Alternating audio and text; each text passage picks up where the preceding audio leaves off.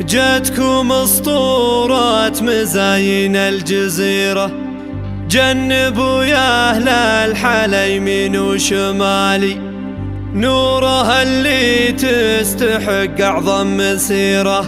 صفو العارضة لها قدر وجلالي، والأحضرت وسط المنصة الأميرة، لا تحدها على عرش الجمال، أم خالد تاخذها في كل ديرة، حاكم أهل الغيد ما فيها جدالي، حاكم أهل الغيد ما فيها جدالي. جتكم اسطورة مزاين الجزيرة، جنبوا يا أهل الحلا يمين وشمالي، نورها اللي تستحق أعظم مسيرة، صفو العارضة لها قدر وجلالي، ولحظرت وسط المنصة الأميرة، لا تحدها على عرش الجمال، أم خالد تاخذه في كل ديرة، حاكم أهل الغيد ما فيها جدالي، حاكم أهل الغيد ما فيها جدالي، نورة بنت سعيد بالهبة جديرة، بنت شيخ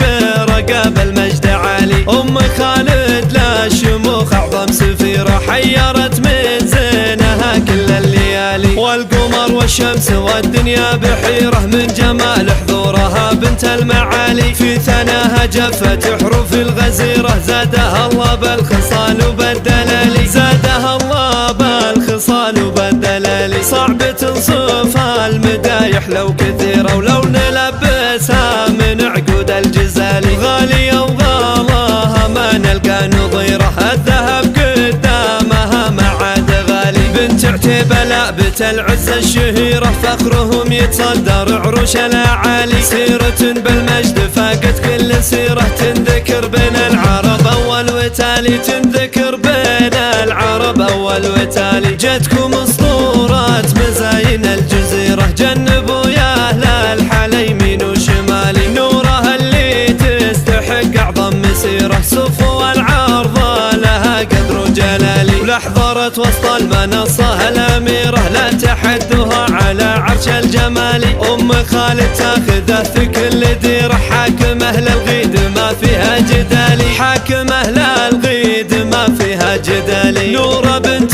سعيد بالهبة جديرة، بنت شيخ